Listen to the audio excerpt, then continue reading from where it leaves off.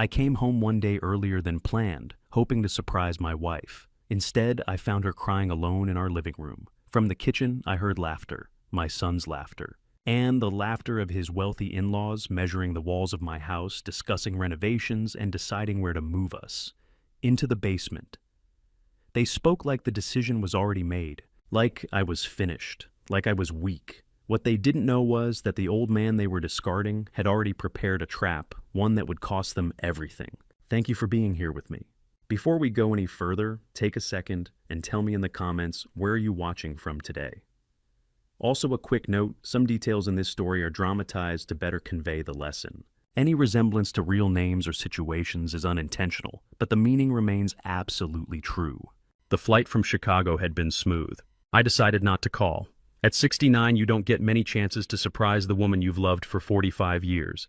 I pictured Diane's face, that slow smile that still made my heart ache. I turned my key in the lock. The house was quiet. Too quiet. "Diane," I called out, dropping my carry-on bag in the foyer. "I'm home, baby." The only answer was a muffled sound from the living room. I walked in and my good mood evaporated. Diane was curled up on the sofa, the one we bought together in 1985. Her shoulders were shaking. She was crying a deep, painful kind of sob that tore right through me. "Diane, honey, what is it? What's wrong?" She jumped, startled. Her eyes were red and swollen. "Louis, you're not supposed to be home until tomorrow. I took an earlier flight. What happened? Did someone hurt you?" She shook her head, trying to wipe the tears from her face. They're here, Louis. In the kitchen." I froze. As she said it, another sound cut through the silence of the house. Laughter. It was coming from my kitchen. It was my son, Terrell. But he wasn't alone. I heard the sharp, aristocratic laugh of his mother-in-law, Barbara Preston. "Who's here?" I asked, though my stomach already knew the answer. "Terrell," Diane whispered as if she were afraid to say their names. "And Heather. And her parents. They just showed up an hour ago. They're measuring." Measuring. The word made no sense. I left Diane on the sofa and walked down the hall. The laughter got louder. They were comfortable. They were happy. While my wife cried 20 feet away. I stood in the doorway of my own kitchen. The scene in front of me felt like a betrayal. Terrell, my son, was holding one end of a metal tape measure. His wife, Heather, was scribbling notes on a pad. And her parents, Richard and Barbara Preston, were standing by my refrigerator sipping what looked like my good whiskey. "I'm telling you, Richard," Barbara said, swirling the glass. "This entire wall has to go. We can knock it out and put a massive Calicut marble island right here." Richard Preston, a man who always looked like he was smelling something bad, nodded. "Good bones, but the whole thing is dated. Look at this cabinetry. Oak. It's pathetic." Heather laughed. "I know, Daddy. It's awful. But once we get the new appliances in, it'll be fabulous. Won't it, Terrell?" My son, my 38-year-old son, just nodded, his eyes shining with a greedy light I had never seen before. "It's going to be amazing, honey. Absolutely amazing." "Terrell." My voice cut through the air like a razor. Terrell dropped the tape measure. It clattered to the tile floor with a loud metallic crash. "Dad." He went pale. "Dad, what are you doing home? Your flight was tomorrow." "I live here," I said, my voice dangerously calm. "A better question is, what are you doing? And why is your mother crying in the living room?" The Prestons turned to look at me. There was no surprise in their eyes, no shame, just annoyance, as if I were a servant who had interrupted dinner. "Oh, Louis, you're back," Barbara said, taking a delicate sip of my whiskey. "Don't be so dramatic. Diane is just being emotional. We were just planning the remodel." "My remodel?" I asked. Heather stepped forward. She was a tall, thin woman who always dressed in sharp angles, and her personality matched. She put her hand on her hip. "Yes, Dad, we're telling you now. Terrell and I are moving in." I looked at Terrell. He wouldn't meet my eyes. He was staring at the floor like a child who'd been caught. "Moving in, of course," Heather said, as if I were slow. "Our apartment is lovely, but it's a rental. This house, well, it's going to be Terrell's anyway. We might as well start making it our own now. It's just practical."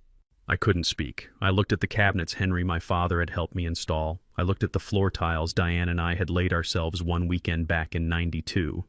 Heather continued oblivious. We'll be taking the master bedroom, of course. It has the ensuite. She gestured vaguely toward the hall. You and Diane can move your things down to the guest room in the basement. It's perfectly comfortable, and honestly, at your age, you don't really need all that space, do you? It'll be much more convenient for everyone. The basement. They were going to move me to my own basement. I felt the blood drain from my face. I had designed this house. I had drawn the blueprints myself. I had hammered nails alongside the construction crew. This wasn't just a house, it was my life's work. And they were talking about it like it was a piece of furniture they could just move. Get out. The words were quiet, but they carried weight. Heather actually laughed. Excuse me, what did you say? I said. I repeated louder this time. Get out of my house. Richard Preston, who had been silent, stepped forward. He was a man used to authority, a man who ran a hedge fund and looked down on everyone else. Now see here, Lewis. Let's not be children. We are family, and we are discussing a practical solution for your situation. My situation. Your age, Barbara chimed in, setting her glass down. Your limited income. Terrell has been very open with us about his finances. We know how much he has to help you out every month. I felt like I'd been punched in the gut. Terrell helped me. I had never taken a dime from my son. Not one. We think it's admirable, Barbara continued, her voice dripping with false sympathy. But it's a burden. And now that he's married to Heather, we are his family too. We've decided to shoulder that burden. We're going to take over this house. We'll handle the bills. We'll handle the maintenance. And in return, Richard added, you and Diane get a safe place to live, downstairs. It's more than fair. I turned to my son. He was still staring at the floor. His silence was his confession. Terrell. He flinched. Look at me. Slowly his eyes met mine. They were filled with shame, guilt, and something ugly. Weakness.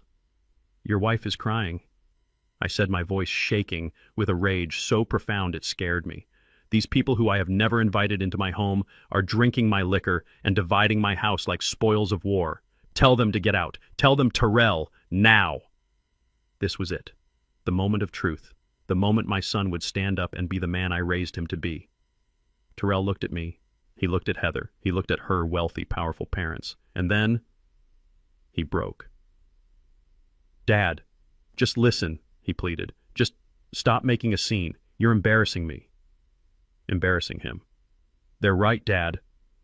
He said the words tumbling out in a desperate rush. This house is too much for you. We can help. You're not getting any younger. We worry about you and Mom all the time. This is the best way. The best way, I whispered. To kick me out of my own bedroom. Dad, stop. He finally yelled, his face red. Just stop it. I am tired of this. I'm tired of worrying about this old house, tired of worrying about your bills, tired of pretending we're not all just waiting. This is my house now. Or it will be. Heather and I are making the decisions. Just accept it. And just like that, the rage was gone. It didn't fade. It vanished. It was replaced by a cold, clear silence in my head. The world sharpened. I saw my son not as the boy I had raised, but as a 38-year-old stranger, a parasite who had just confirmed my deepest, darkest fears. I saw his wife Heather smiling a smug look of victory on her face. I saw her parents looking at me with the detached pity of zookeepers observing an old lion. The son I knew was gone. I see, I said. My voice was perfectly even.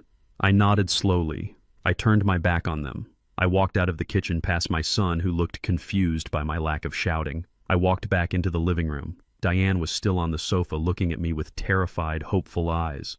Louie, what's happening? I didn't stop. I walked to the coat closet. I took out her winter coat. I walked back to her and held it open. Get your coat, Diane. What? She sniffled. Lewis, what are you doing? We're leaving, I said. My voice was calm. It was the calm of a general who has just seen the entire battlefield and knows exactly where to strike. Terrell and the others had followed me into the living room. What are you talking about, Dad? Terrell asked, his voice a mix of confusion and irritation. Where are you going? You can't just leave. I helped Diane to her feet, guiding her arms into the sleeves of her coat. She looked at me, her eyes asking 1,000 questions, but she trusted me. She always had. I picked up her small purse from the table.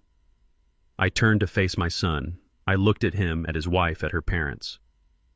"You said you were taking over," I said. "You said you were making the decisions now." I walked toward the front door. "So take over," I said, pulling the door open. "It's all yours." I guided Diane out onto the porch into the cold night air, and I pulled the door shut behind us. The click of the lock was the loudest sound I had ever heard.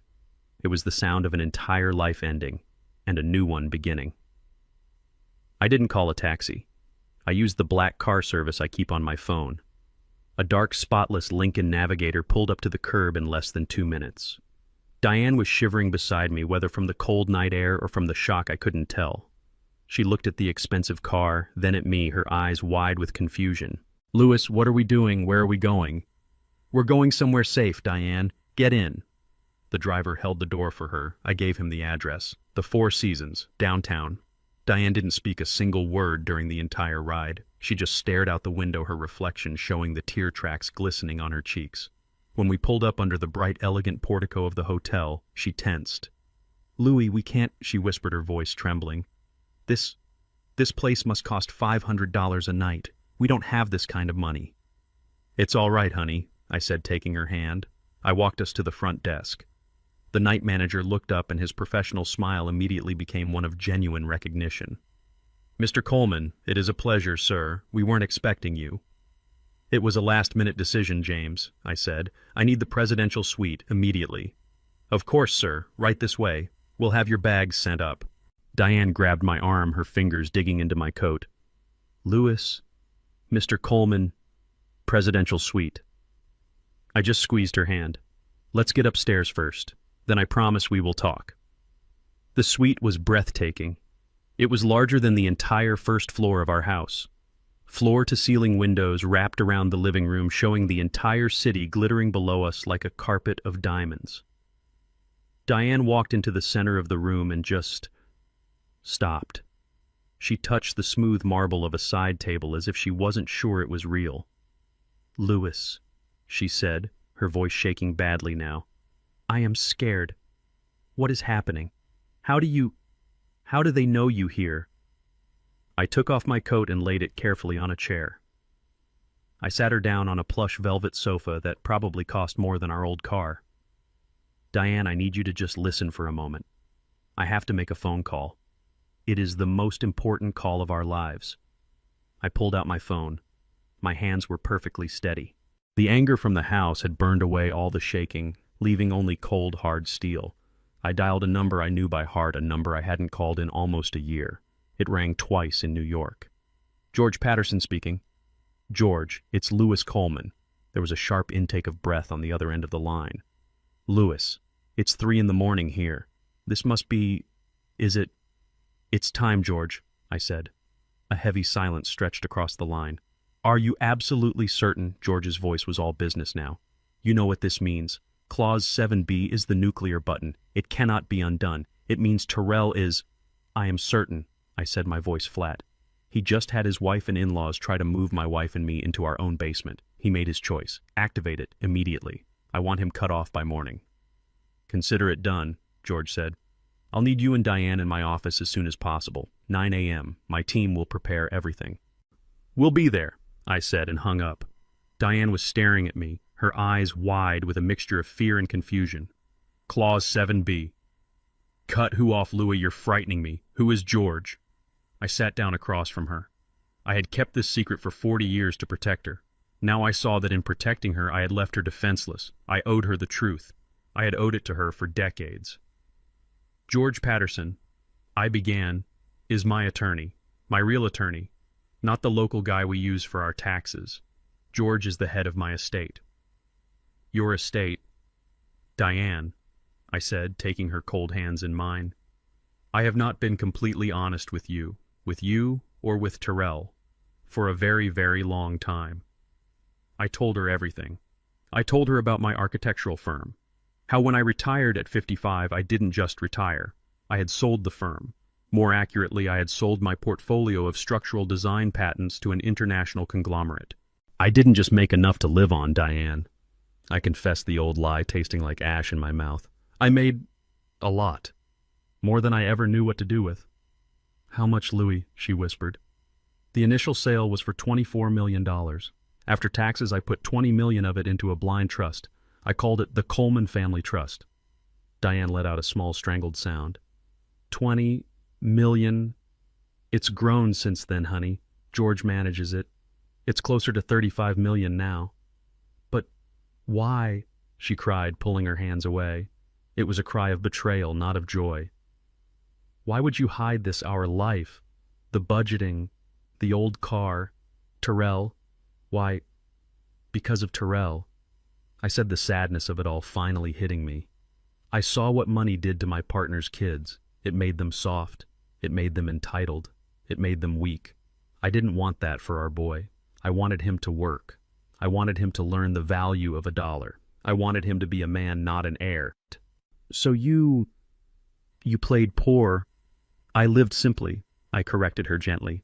I gave him everything he needed. His college was paid for by the trust. The down payment on his first apartment, that was the trust.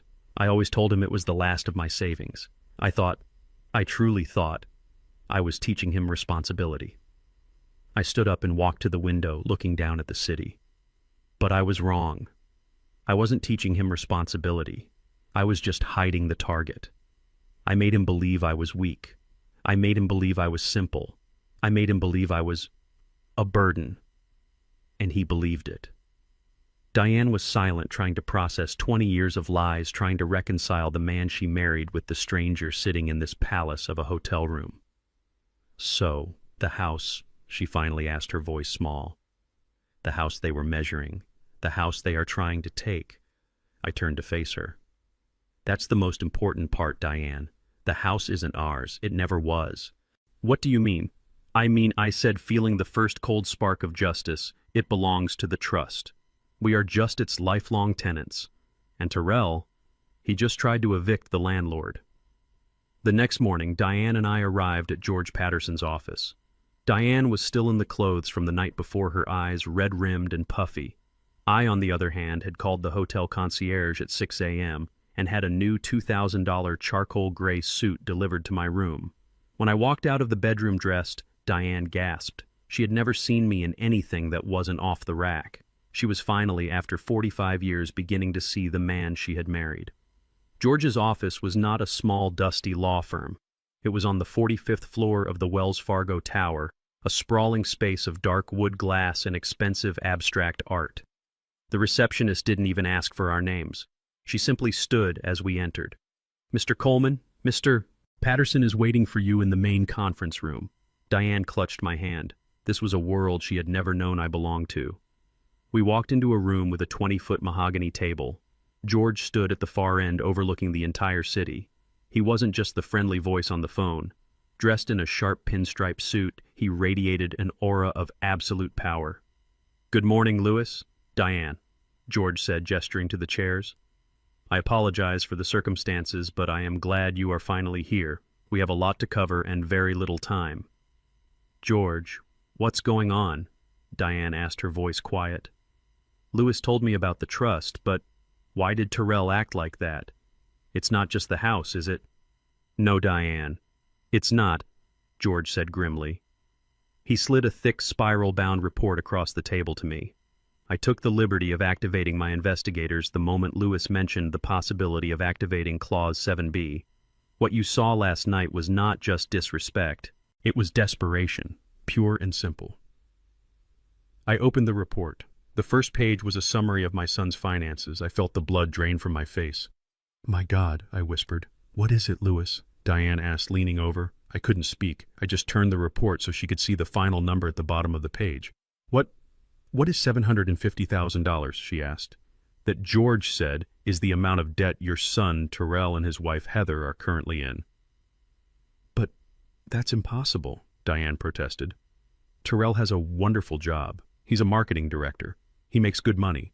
He told us he makes $150,000 a year," George interrupted. "Which is a respectable salary. The problem is his wife, Heather, spends $300,000 a year." He clicked a remote. The large screen on the wall lit up. It was a spreadsheet. Credit card statements, Neiman Marcus, Saks Fifth Avenue, a lease payment for a new Maserati that Heather was driving, mortgage payments on a condo they couldn't afford.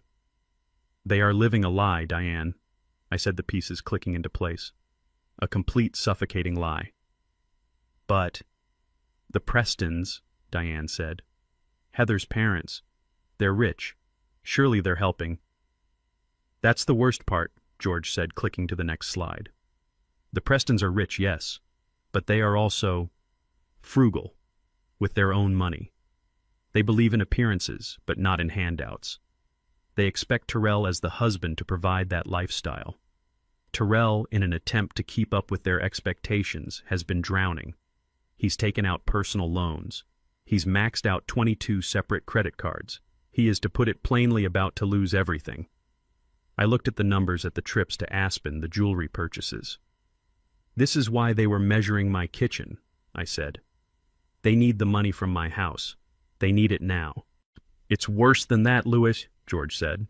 His voice dropped and the room felt suddenly colder. What they did yesterday, that was not Plan A, that was Plan B. Plan A, Diane whispered. George looked at me. Louis. I didn't want to tell you this unless it became necessary, but 3 months ago I received a call from the executive manager at the bank that handles the Coleman Trust. He clicked to a new document. It was a scanned copy of an email. 3 months ago, Terrell Coleman and his father-in-law, Richard Preston, scheduled a private meeting with the bank. They brought a lawyer of their own. They petitioned the bank to have the control of the trust's assets frozen. I stood up from my chair. They did what? They attempted to have you, Louis, legally declared mentally incompetent. Diane let out a small, horrified gasp. They presented a file, George continued, full of anecdotal evidence. How you forget things. How you live beneath your means, which they cited as a sign of senile hoarding. How you refuse to manage your own finances, letting them fall into disarray. But we live simply, Diane protested. That was our choice. It was a choice they tried to weaponize against you, George said. They argued that Louis's refusal to live a life of luxury was proof that he was no longer sound of mind. They wanted the bank to grant Terrell emergency signatory power over the trust to protect his father's assets. They wanted the $35 million. I stated, the ice in my veins spreading. They wanted it all, George confirmed. And the bank, of course, laughed them out of the room. The trust is ironclad. It's designed to prevent exactly this. The bank manager knows you personally, Louis. He knew it was a fraudulent claim, and as per the trust's security protocol, he called me immediately. I sat back down, the weight of the betrayal crushing me.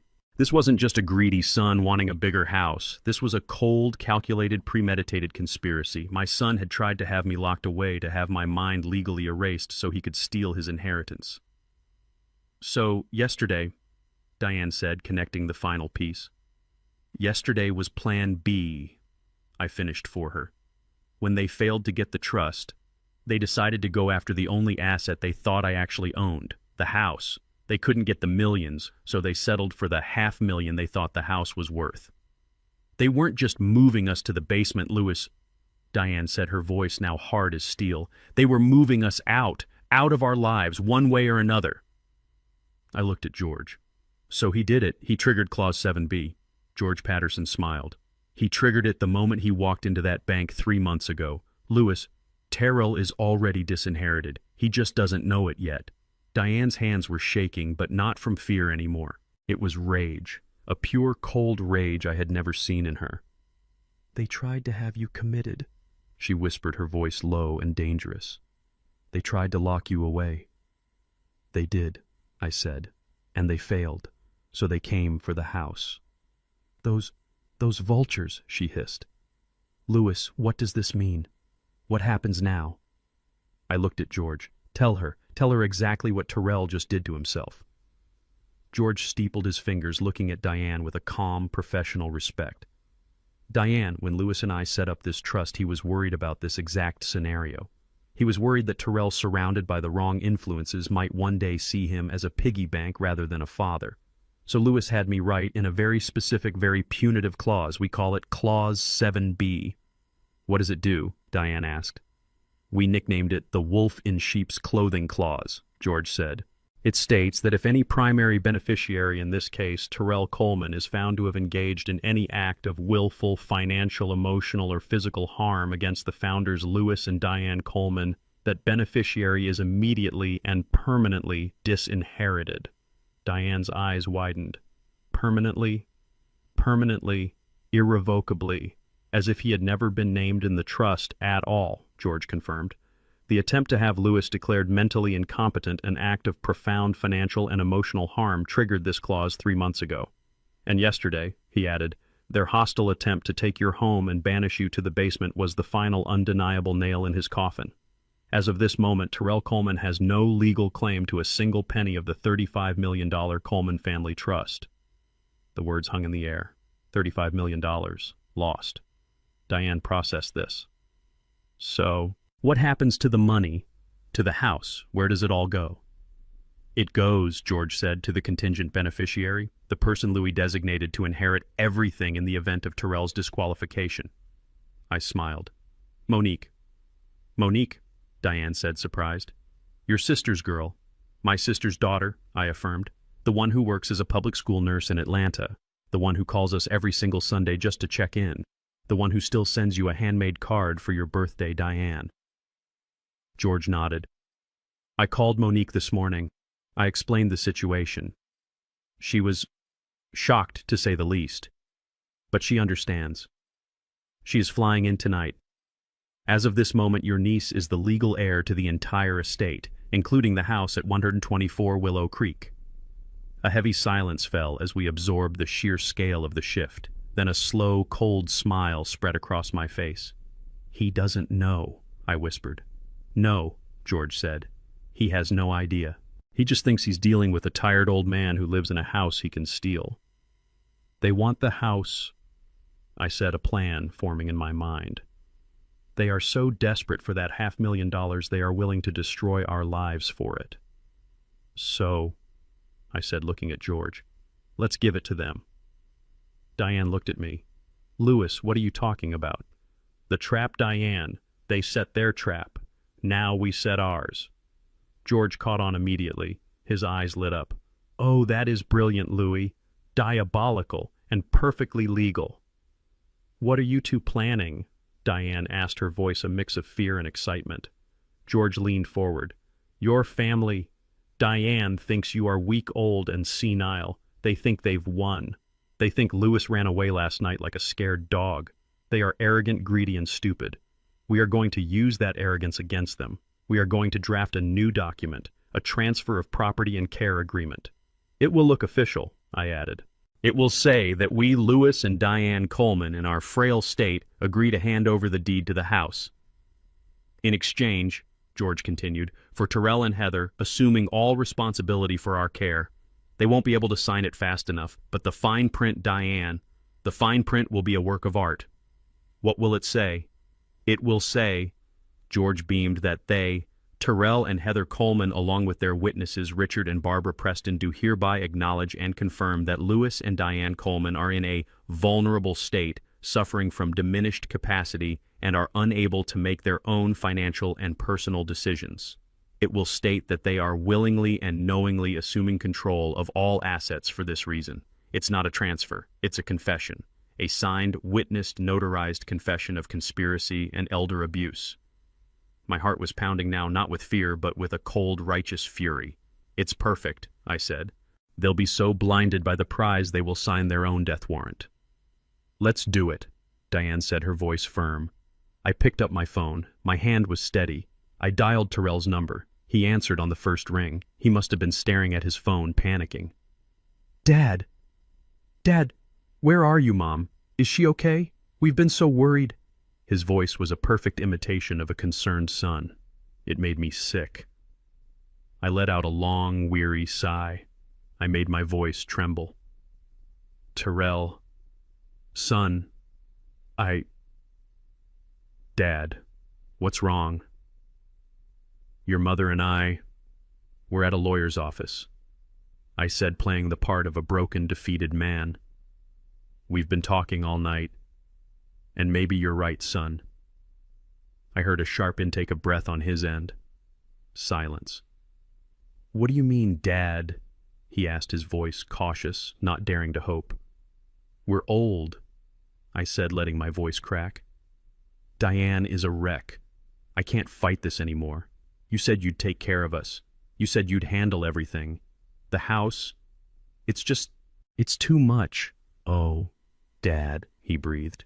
The relief in his voice was disgusting. Yes, of course, we'll take care of everything. You're doing the right thing, I promise. Good, I said. Then, I need you to come down to the lawyer's office, George Patterson, in the Wells Fargo Tower. I want to sign the house over to you, officially. Let's just get this over with. There was a pause. I could almost hear the gears turning in his head, the greed overwhelming any tiny speck of caution. You're serious, he whispered. You'll sign the house over today. Yes, I said. 2 p.m. Bring Heather, and bring her parents. They seem to be involved. I want everyone here as witnesses, so it's all legal. Yes, Dad, absolutely. His voice was bright, triumphant. We'll be there 2 p.m. Don't you worry about a thing. We'll take care of you from now on. I know you will, son, I said. I know you will. I hung up the phone. I looked at Diane, her face pale but resolute. I looked at George, who was already dictating the terms of the agreement to his assistant. He's hooked, I said. George smiled. The trap is set. At precisely 2 o'clock in the afternoon, the heavy glass doors of the conference room swung open. My son Terrell and his wife Heather entered first. They were followed closely by her parents Richard and Barbara Preston. They were not the same people from the night before. They had gone home showered and dressed for what they clearly believed was their coronation day. Terrell wore his most expensive-looking suit, a navy blue one I'm sure was bought on credit.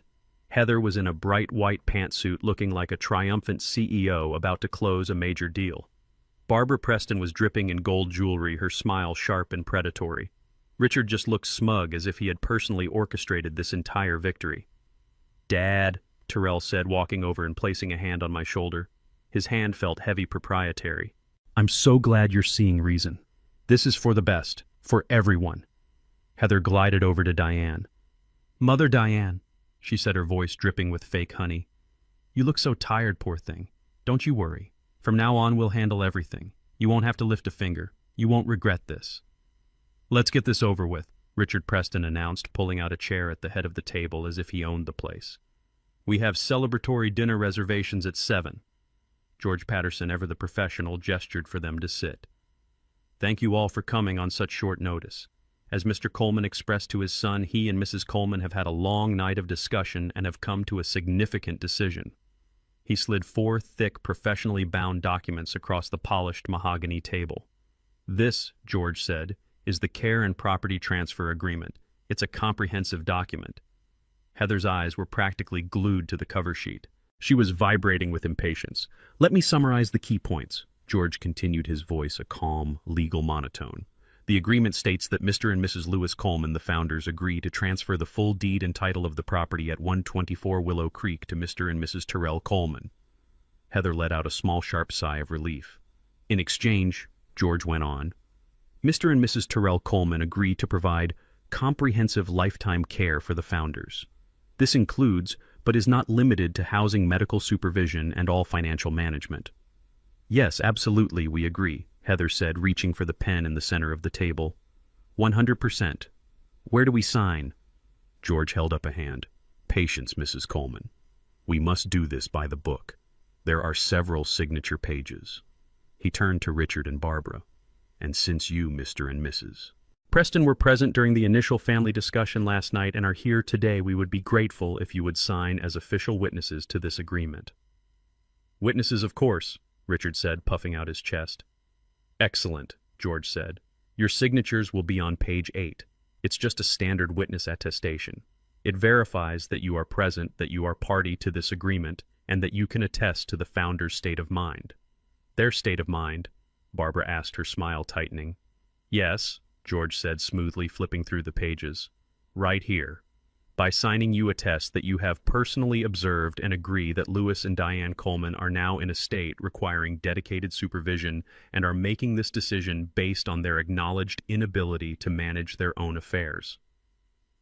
Richard and Barbara looked at each other and smiled. They thought this was brilliant.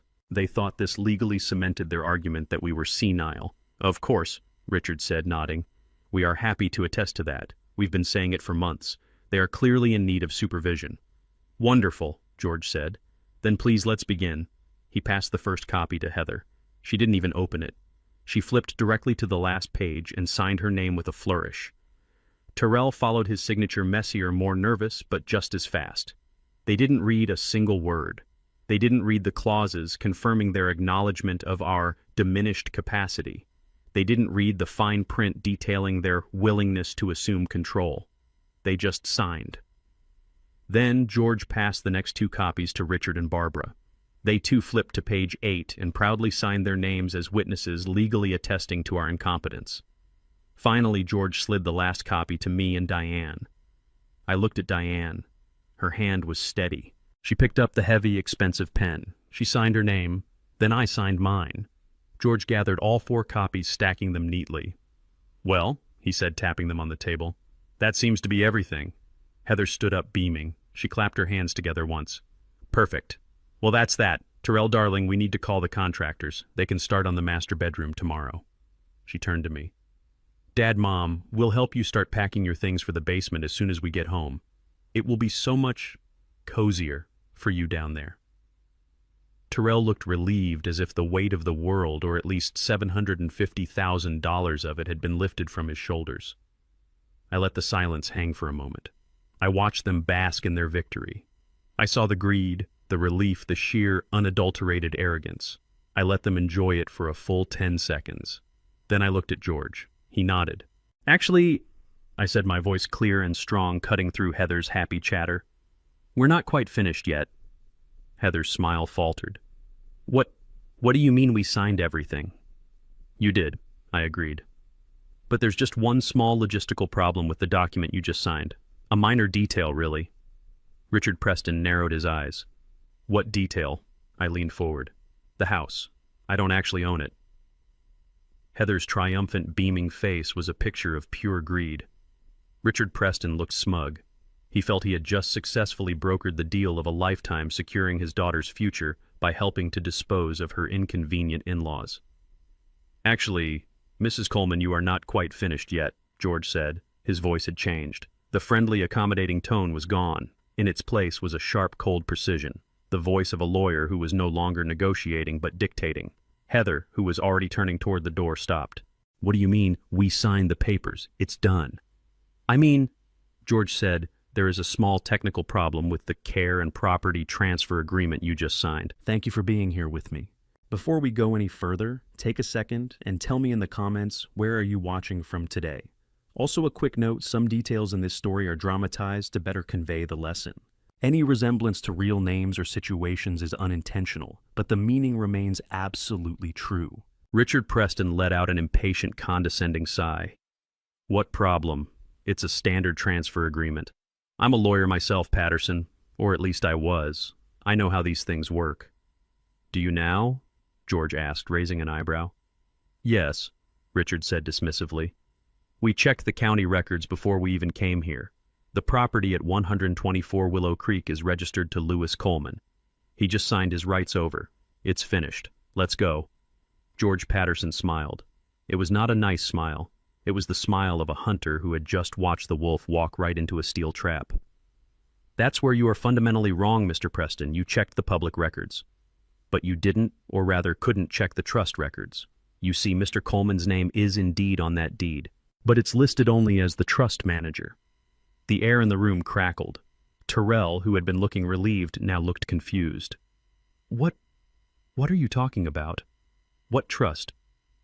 The actual legal and indisputable owner of that property, George continued, and has been for the past 20 years, is the Coleman Family Trust. The what? Heather's voice was a high-pitched squeak. The Coleman Family Trust, I said, speaking up for the first time since they had entered. My trust. The one I established in 2005, right after I sold my company. Terrell looked at me, his face a mask of total blank confusion. You have a trust? What? Like a small bank account for retirement? No, son, I said, leaning forward. Not like a small bank account, like all the bank accounts. Barbara Preston let out a short, ugly laugh. A trust. Don't be ridiculous. You live in that sad little house. You drive that 10-year-old car. You're just a retired architect. What could you possibly have in a trust? A few $1,000s, this is a pathetic waste of our time. I looked at Barbara. I let her arrogance, her complete and total misjudgment hang in the air. I let her feel superior for one last glorious second. George, I asked, my voice calm, what is the current valuation of the Coleman Family Trust? George looked down at a different folder, a thick one they had not seen before. As of this morning's market open, Mr. Coleman, the trust's liquid and fixed assets are valued at $35,421,000 and change. The silence that followed was so profound I could hear the faint hum of the air conditioning. I could hear Diane let out a shaky breath beside me. She knew, but hearing the number said out loud in this room was still a shock. Terrell just stared at me. His mouth opened, then closed. No sound came out. Richard Preston's smug, fleshy face dissolved. He looked like he had been physically struck. 35 million. But the most beautiful reaction, the one I will treasure, was Heather's. Her face went through a rapid, spastic series of emotions. First complete confusion, then total disbelief, then a wild, ecstatic, all-consuming joy. Her eyes lit up like a Christmas tree. 35 million, she breathed, looking at Terrell, her voice trembling. Baby, we're rich. She actually started to laugh, a high-pitched, hysterical sound that was half sob. He has $35 million. Oh my God, Terrell, we're rich. She launched herself at Terrell, who was still paralyzed, throwing her arms around his neck. We're rich. We don't need the stupid house. Who cares about the house? We get the trust. She pulled away from him and turned to me, her entire demeanor changing in an instant. The fake honey was gone, replaced by a frantic, desperate, clawing adoration. Dad! Oh, Dad, I mean Louis. I knew it. I always knew you were special. I always told Terrell your father is such a dignified man, so wise. Stop. My voice was cold. It cut through her hysterical rambling and stopped her mid-sentence. What? She asked, her smile faltering. You're not rich, I said. He's not rich. You get nothing. She froze. What? What do you mean, Terrell? He's your son. He's the beneficiary. He was, I said. But the agreement... Heather stammered, pointing frantically at the documents on the table. We signed. We have a deal. Ah, yes, George Patterson said, picking up the stack of papers they had so eagerly signed. He held them up. The Care and Property Transfer Agreement. Thank you for this. It is an incredibly valuable document. Heather looked at her father, confused. See, it's valuable. Oh, it is, George agreed, but not as a transfer of property. As I said, that part is completely void, since Louis doesn't own the house he was transferring to you. No, this document is valuable as a confession. Richard Preston's face went from pale to a sickly gray. He finally understood. A confession, Terrell whispered. Yes, I said, looking right at my son. You, your wife, and your in-laws have just signed a legally binding document attested to by witnesses stating that you all believe I am mentally incompetent, that you believe I am suffering from diminished capacity, and that you are conspiring to take control of my assets based on that belief. You just handed me all the proof I will ever need for a court of law. Terrell stared at the papers, then at me, and then at George. The color was draining from his face, only to be replaced by a dark, ugly flush of anger. So, what? He suddenly shouted, slamming his flat palm on the mahogany table. The sound made Heather jump and Diane flinched. So what? It's a stupid piece of paper. It's a trick. It doesn't mean anything. He turned his wild eyes on me, his voice pitching higher, cracking with panic. You can't do this. I am your son. I am your only son. I am the beneficiary. That trust, that $35 million, it's mine. You can't just take it away from me. He can't. Right, Richard, tell them. He was looking at me, but he was pleading to his wife, to his in-laws, trying to reassure them, trying to reassure himself. It's my birthright. You were the beneficiary, Tyrell, I said. My voice was quiet. The calm in the room seemed to terrify him more than any shouting could. You were the beneficiary right up until 10:15 a.m. on Tuesday, August 12th, 3 months ago. Tyrell froze. I don't know what you're talking about. Don't you? I asked.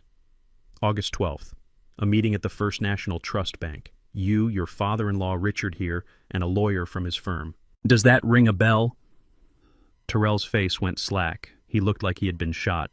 How did you know about that? The bank? They said it was a confidential inquiry. They called me. George Patterson interjected, his voice like ice. The moment you left the building. As the administrator of the Coleman Trust, I am legally obligated to investigate any hostile inquiries or attempts to seize control of the assets. Hostile inquiries? Tyrell stammered, grasping for a defense. I was just asking questions. I was worried about him, about his state. You were not asking questions, Tyrell, I said, finally standing up. I felt tall. I felt powerful. You were making accusations. You told the board members that I was senile. You told them I was hoarding. You claimed my simple private lifestyle was proof of advanced mental decay and a danger to myself and the estate. You brought a lawyer and you petitioned the board to have me declared mentally incompetent and to grant you emergency signatory power over all $35 million.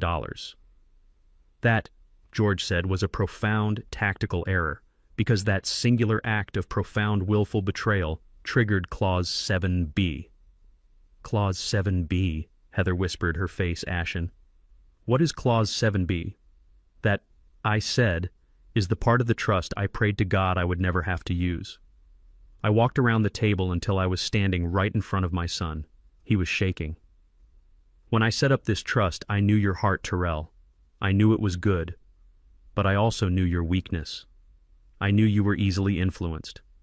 I knew you desperately wanted to be liked by people like them. I gestured to the Prestons.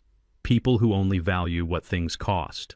So I had George build a defense mechanism into the very heart of the trust. A fail-safe, a poison pill. We call it the wolf in sheep's clothing clause. Diane, who had been silent, spoke her first word since they had entered.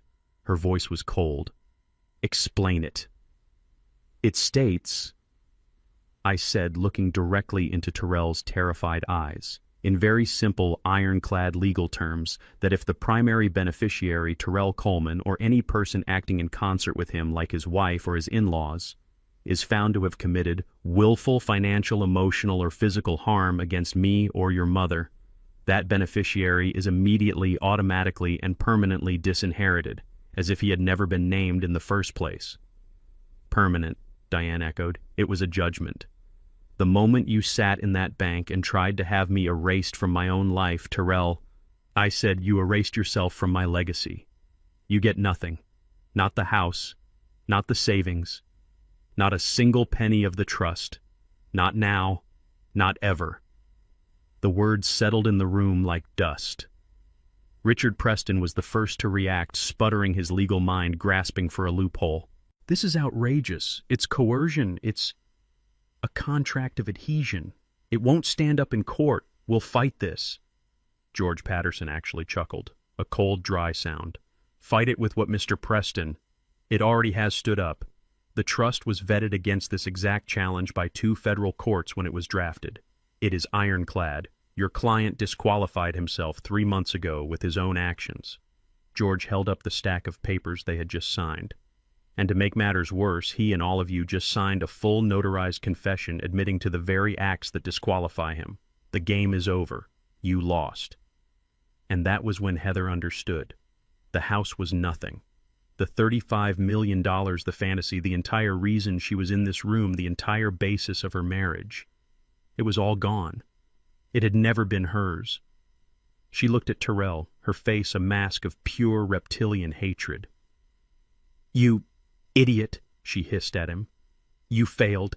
And then her eyes rolled back in her head and she collapsed, sliding gracelessly out of her expensive chair and onto the Persian rug in a dead faint. Heather was still on the floor, propped up on one elbow. Her expensive white pantsuit was smudged with dust from the rug. Richard and Barbara Preston were frozen in their chairs, their faces a sickly shade of gray, looking like statues in a museum of their own arrogance. Tyrell, my son, was the only one moving. He was shaking his head over and over as if he could physically deny the words he had just heard. He ignored his fainted wife. He ignored his stunned in-laws. He only looked at me, his eyes wide with a desperate childish panic. "No," he whispered. "No. If not me, then who?" His voice cracked. "Who gets it? Who gets the house? Who gets everything? It doesn't just disappear, does it?" He looked around the room as if the $35 million was a physical object, a trophy that had been promised to him, and he was terrified it had just vanished. I didn't answer him. I didn't have to. I simply turned my head and nodded to George. "George, I believe our other guest is waiting. Would you please ask her to join us?" George pressed a small button on the conference room intercom. "You can come in now, Monique." The side door, the one leading to George's private office, opened. A young woman walked in. She was about 30 years old, wearing simple blue nurse's scrubs.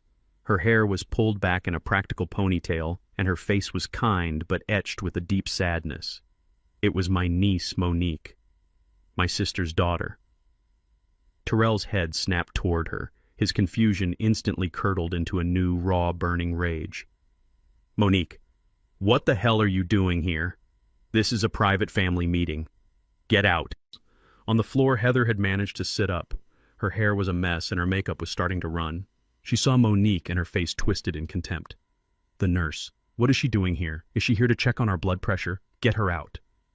Monique stopped a few feet from the table. She looked at Tyrell, not with anger, but with a profound, steely pity. "Hello, Tyrell. I'm here because Uncle Lewis and Aunt Diane asked me to be." "She is here," George Patterson said, his voice cutting through the tension, "as the contingent beneficiary of the Coleman Family Trust." Tyrell just stared. The what?" "As of 9 a.m. this morning," George continued, "upon your legal and permanent disqualification under Clause 7B, the status of primary beneficiary was dissolved. As per the Trust's bylaws, all assets, rights, and titles transfer immediately to the contingent beneficiary. In this case, Ms. Monique Johnson." George looked at Monique and nodded. "As of 9 a.m. this morning, Monique is the sole heir to the entire $35 million estate." The silence in the room was absolute. Heather, still on the floor, made a small choking sound. Richard Preston looked like he was having a heart attack. Tyrell just shook his head, a wild, broken laugh escaping his lips. "Her? You're giving it all to her, a part-time nurse from Atlanta. This is a joke. This is the sickest joke I have ever heard." "It is not a joke, Tyrell," Monique said. Her voice was quiet, but it filled the room. She stepped forward and placed a single crisp legal document on the table directly in front of him. It landed with a soft, final thud. "What is this?" Tyrell whispered, afraid to touch it. "As the new legal administrator for the trust," Monique said, "which as you now know is the sole owner of the property at 124 Willow Creek, this is a formal legal notice of eviction." Heather scrambled to her feet, her white suit now rumpled and pathetic. "Eviction, you can't evict us. That's our house." "No, Heather," Monique said, looking her dead in the eye for the first time. "It is my house now. Or rather, it belongs to the trust, which I manage on behalf of my aunt and uncle. You and Tyrell were living there as guests. Last night you attempted to evict the rightful tenants and move them to the basement. You are no longer guests." She tapped the paper. "This notice gives you and your husband, Tyrell Coleman, exactly 24 hours to vacate the premises." 24 hours, Tyrell exploded, finding his voice. "That's insane. We have things there. Our furniture. Our lives are in that house. You have 24 hours to remove your personal movable belongings." Monique stated, her voice like steel.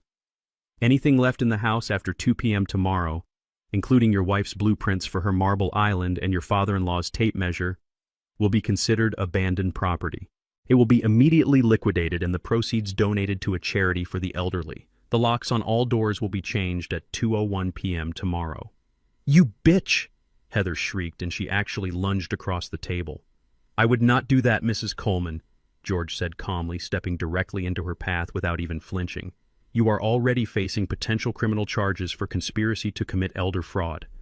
Adding assault to that list would be, and I use the legal term here, exceptionally stupid. Heather stopped. Her hand raised her face, a mask of ugly, impotent rage. As of this moment, Monique said, you are all trespassing in this office, and if you set foot on the property at 124 Willow Creek again without my or my aunt and uncle's express written permission, I will have you arrested. Tyrell ignored her. He ignored everyone. He stumbled past George, past the table until he was standing right in front of me. His face was a wreck of tears, snot, and sweat. Her, he choked out, jabbing a finger toward Monique. Over me, her why dad. I am your son, I'm your blood. She's just your sister's kid. I looked at my son. My heart was heavy, not with anger anymore, but with a vast, empty sadness. You're right, Tyrell, I said. You're my blood. But she... I turned and gestured to Monique, who was now standing beside Diane, holding her hand. She is my family. She is the one who calls Diane every Sunday just to talk. She is the one who remembers my birthday, not with a text message, but with a handwritten card.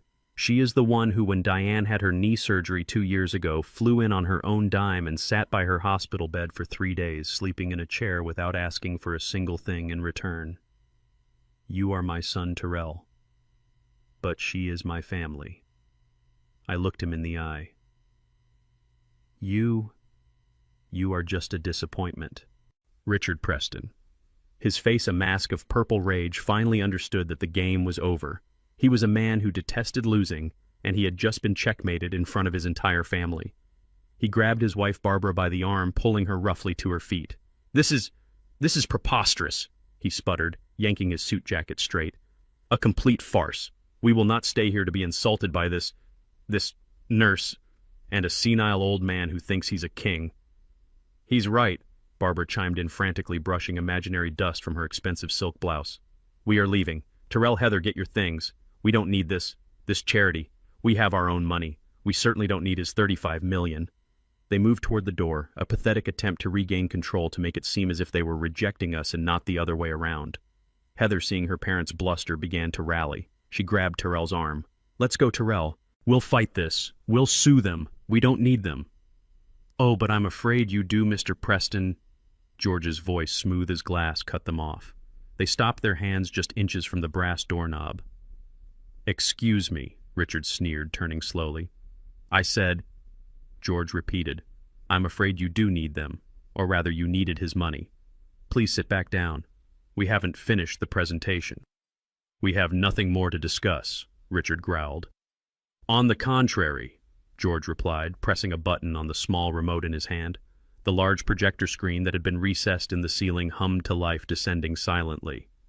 You all came here today under the pretense of caring for Louis and Diane. We are simply trying to understand the full depth of that concern.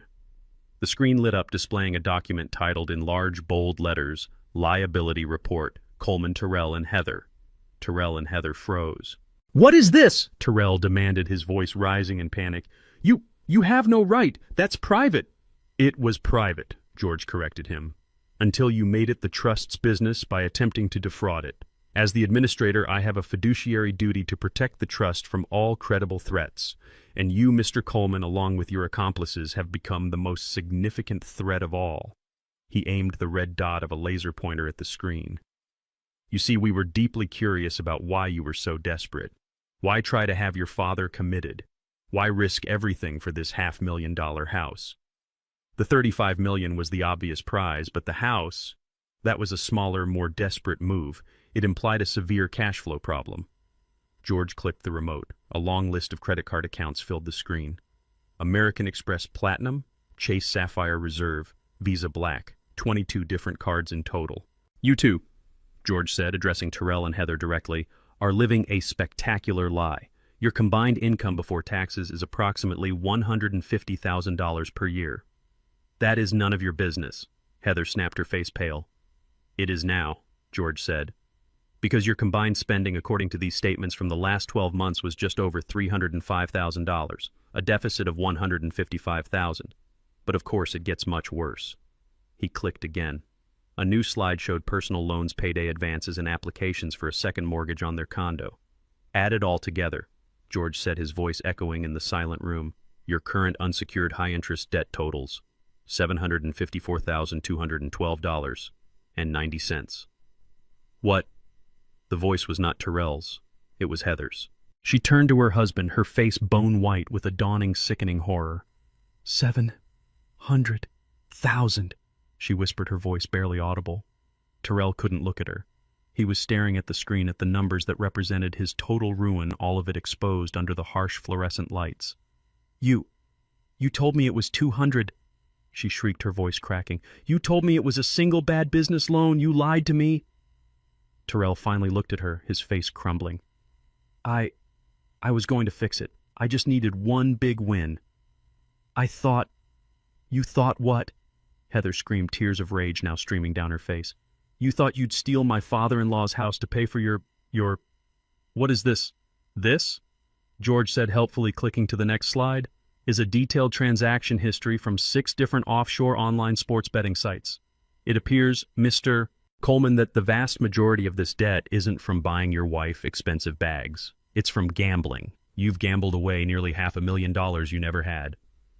Heather looked like she was going to be physically ill. She backed away from Terrell as if he were contaminated. Richard Preston, however, looked almost relieved. He saw an opening to distance himself. A gambler, he said, his voice dripping with theatrical disgust. My God, Barbara, can you believe it? This con artist married our daughter. He played us all, Barbara agreed, clutching at her pearls. He was going to drag our poor Heather down with him, the liar. Ah, but that's not entirely true, is it? George said, his voice dangerously soft. Richard and Barbara froze. What do you mean? Richard asked. George clicked the remote. The screen changed. Now it read, Preston, Richard, and Barbara, financial inquiry. What is this? Barbara stammered, her fake indignation vanishing. You have no right to our finances. Again, I do, George said. The moment you signed that document as witnesses to a fraudulent act, you legally made yourselves accomplices in this conspiracy. I had to know why a supposedly wealthy man like you, Richard, would risk his entire reputation on such a flimsy, illegal scheme. Unless, of course, you were just as desperate as your son-in-law. The screen lit up with new data. It seems your boutique hedge fund, Mr. Preston, isn't doing so well. In fact, it's been under active investigation by the SEC for serious capital irregularities for the last 6 months. Richard Preston stopped breathing. My investigators found that you have been borrowing heavily from your clients' trust accounts to cover your own catastrophic market losses, George said. You're not just broke, Richard, you're insolvent, and you are about to be indicted. You monster! Barbara shrieked, turning on her husband. You told me the business was fine. You said you were a genius. And you, Richard roared back, his face purple, you told me your mother gave you that money. That's a lie. Oh, isn't it? George said, clicking one last time. And you, Barbara, that generous help you gave your daughter, the money for her Maserati, the down payment on the condo, that wasn't from your husband's successful business. We traced the transactions. You have been systematically draining your own 88-year-old mother's retirement account without her knowledge, an account, I might add, that she kept at our bank. You common thief, Richard howled at his wife. You're one to talk. You fraud. It all fell apart right there. The screaming, the accusations, the raw, ugly truth of their lives exploding in the middle of George's conference room. It was beautiful. George Patterson let them implode for a full minute, a symphony of destruction. Then he cleared his throat. It seems, he said, turning off the screen, plunging the room back into a heavy silence, that you weren't a healthy family trying to help an old man. You were a house of cards already collapsing, and you were all trying to use Louis and Diane as your foundation. The meeting is over. The heavy silence in the room stretched for a full 10 seconds. It was broken by Heather. She hadn't fainted. She had been calculating. She slowly, very slowly got to her feet, her face pale, her eyes fixed on my son Terrell. You, she whispered. Her voice was no longer sweet or faked. It was a low reptilian hiss. You lying, worthless, fraud. Terrell, who was still staring at the blank screen where his $35 million had just vanished, flinched. "What, Heather? I didn't lie. I thought—" "You thought—" she shrieked, her voice suddenly climbing into a hysterical register that made everyone wince. "You thought— You told me your family was old money. You told me your father was modest and eccentric. You told me this house was just the beginning. I was trying to give you what you wanted," Terrell yelled back, his desperation finally finding an outlet in anger. "I was trying to keep up. Who was the one who needed the Maserati, who had to have the condo in the city, who spent $10,000 on a single handbag last week?" "Because you told me we could afford it," she screamed, taking a step toward him, her hands clenched into fists. "I was trying to make it work. I was managing it." Barbara Preston, who had recovered from her own shock, stood up. Her voice was dripping with venom. "You call $750,000 in gambling debts managing it? You are a degenerate, Terrell. You married our daughter under false pretenses. You are a common con artist." "Oh, I'm the con artist." Terrell laughed, a high, broken, terrible sound. "Your husband is a crook. He's about to be indicted by the SEC, and you—" He jabbed a finger at Barbara. "You stole from your own 88-year-old mother. You're a pack of hypocrites, a family of vampires." Richard Preston let out a roar and lunged across the table. "You ungrateful little— I'll kill you. Gentlemen." George Patterson's voice was not loud, but it cut through the chaos like a whip. He stood between Richard and Terrell. "That is enough." The room fell silent again, the air vibrating with raw hatred. "This," George said, gesturing to the four of them with complete disgust, "is a place of business. It is my office. You will not turn it into a whatever this is.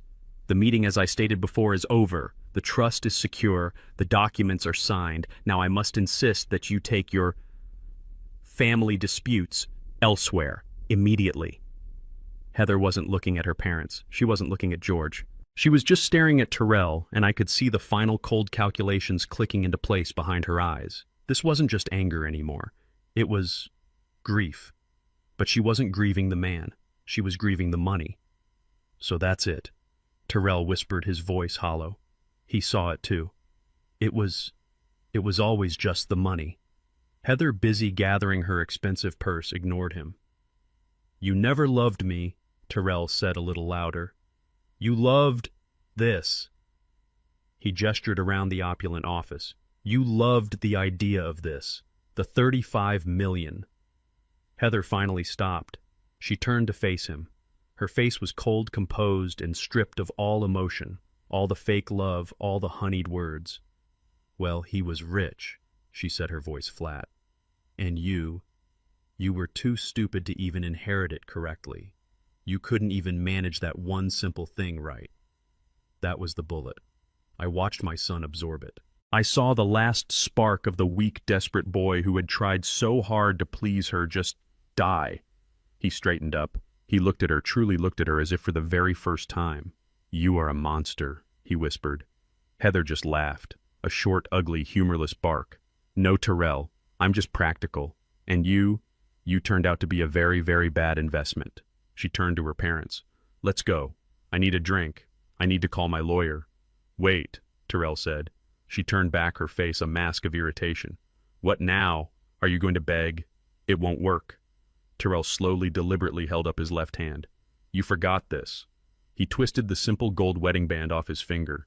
"It was my own father's ring, the one I had given him when he told me he was getting married." He looked at it, then threw it on the polished floor. It skittered across the mahogany and came to rest right at her designer shoes. "I'm divorcing you," he said. Heather looked down at the ring. Then she looked back at him. She laughed again, that same horrible, brittle laugh.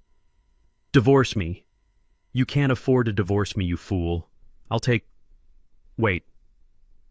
She stopped. The final, terrible realization hit her. There's nothing to take." "Exactly," I said from my chair. Heather's face crumpled. The last shred of her composure shattered into pure, unadulterated fury. She ripped the massive, glittering diamond ring, the one he had bought her with a fraudulent loan, off her own finger. "Fine," she screamed. "You want it, have it. She didn't throw it on the floor, she threw it directly at his face. Terrell ducked, and the ring worth a fortune he never had hit the glass conference room wall behind him with a sharp tink. I would rather go home and live with my criminal parents. She spat, her voice thick with venom. Than spend one more second breathing the same air as a broke, pathetic failure like you. She grabbed Barbara's arm. Let's go. I'm calling my lawyer. I want an annulment. Barbara, looking completely defeated and 10 years older, let her daughter pull her from the room. Richard Preston was the last to leave. He didn't look at his wife or daughter. He stopped at the door, turned, and looked right at me. His eyes were cold, dead, and full of a hatred that was almost tangible. You, he growled, his voice low, you enjoyed this. You planned this whole thing, this entire humiliation. No, Richard, I said, meeting his gaze. I didn't plan. I just lived my life quietly. You planned. You conspired. You were the ones who were arrogant. I just had a better emergency exit. He stared at me for a long, terrible moment, the promise of future battles hanging in the air between us. Then he turned and followed his family out of the office, pulling the heavy door shut behind him. The sound of the latch clicking into place echoed in the sudden, profound silence. The heavy glass door clicked shut, and the room was plunged into a sudden, thick silence. The echoes of Heather's screaming and Richard's threats seemed to be sucked out of the room, leaving a vacuum. They were all gone. The Prestons, with their fake wealth and real cruelty. Heather, with her venom and her ambition. They had vanished like a bad dream. The only one left was Terrell. He hadn't left. He couldn't. He was a heap on the floor by the conference room door, a 38-year-old man in a rumpled suit sobbing into his hands. He was a man who had just lost his wife, his in-laws, his house, and a $35 million fortune, all in the span of 15 minutes. He was completely, utterly, and finally alone. Diane let out a long, shaky breath and sat down heavily in her chair. Monique, my niece, moved quietly to stand behind her, placing a comforting hand on her shoulder. George Patterson. My lawyer showed no emotion at all. He walked calmly back to the head of the table. He picked up the signed 10-page care and property transfer agreement, the confession, and tapped it neatly against the table. He placed it carefully into a new unmarked folder. Terrell didn't move. He just knelt on the expensive rug, his shoulders shaking with these awful, gasping, choked sobs. They were the sounds of a child who finally understands far too late that he is in terrible, irreversible trouble. I wanted to feel something. Pity, anger, anything. But I just felt empty. I felt a vast, aching sadness for the boy I had raised and the man he had failed to become. I let him cry for a long, heavy minute. He needed to feel the absolute bottom of the pit he had dug for himself. Finally, George cleared his throat. Mr. Coleman. Terrell flinched at the formal name. He slowly, painfully pushed himself up from the floor. His face was a wreck, red and swollen, his suit stained with his own tears. He looked at George, his eyes wild with terror. Please, Terrell whispered. His voice was hoarse. Just let me go. I'll leave. I'll go to a motel. I won't bother you again. I have nothing. It's over. George Patterson stared at him, his face impassive. You are mistaken, Mr. Coleman. You still have a great many things.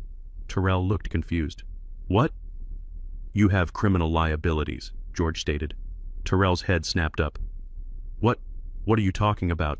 It's over. It's a family matter, an inheritance thing. You won. You took it all.